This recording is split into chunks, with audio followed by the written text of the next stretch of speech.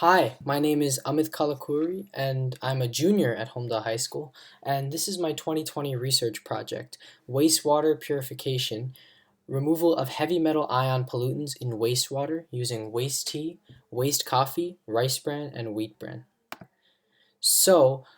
Before I touch on the background issues of my project, I want to kind of discuss what led me to pursue this research.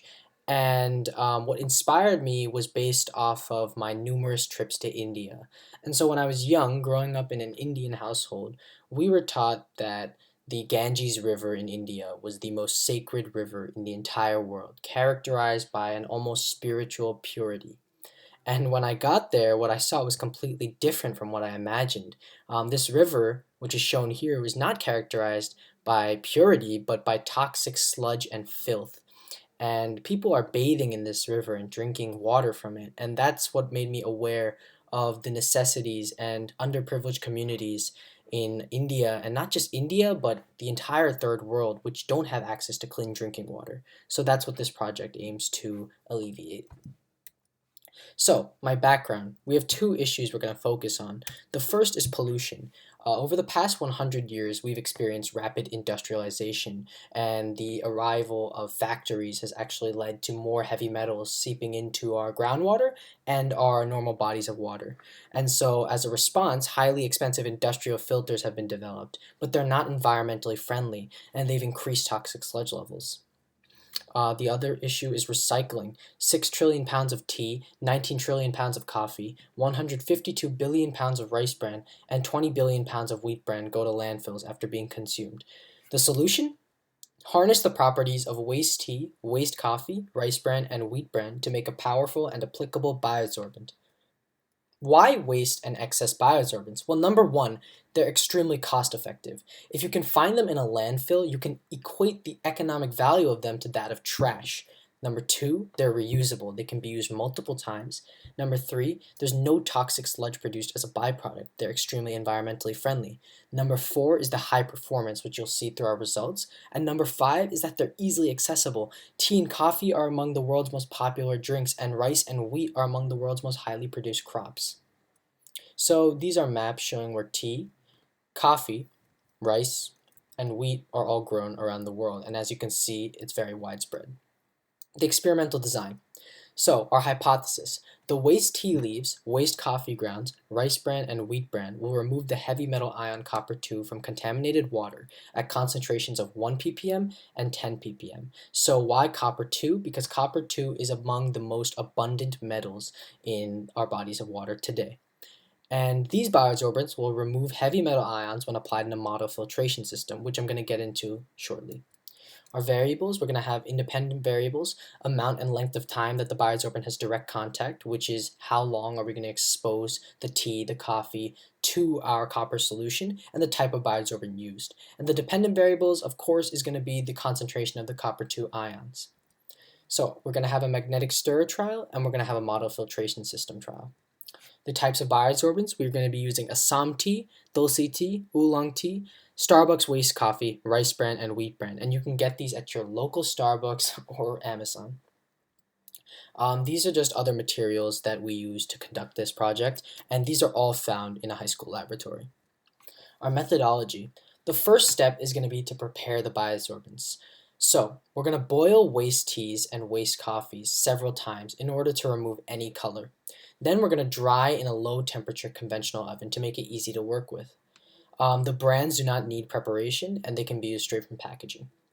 Step 2 is prepare the solutions. A solution of copper 2 at 1 ppm and 40 ppm were prepared with copper sulfate pentahydrate and distilled water. Step 3, we're going to stir the bioabsorbent and solution, and then we're going to filter. So, add bioabsorbent, which is the tea, the coffee, the rice, to 50 milliliters of the heavy metal ion solution to a beaker, and then cover with parafilm and stir for 20 minutes. So, we're going to add the tea, as you can see here, or the coffee, or the rice bran, or the wheat bran, and then we're going to stir it with these magnetic stirrers for 20 minutes. Next is filter the mixture and test the filtrate, which we use through funnels and filter paper.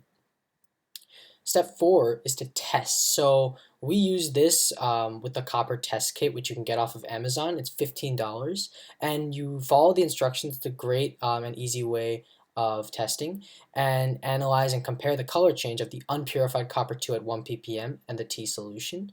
So the more blue the solution appears is the more concentrated in copper it is.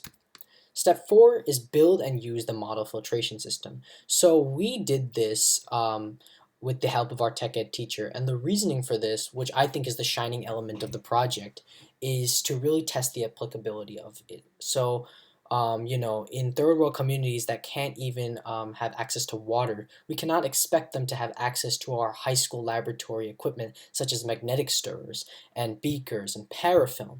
So this is a model filtration system that we developed to really tackle that issue in third world, and we use Tinkercad.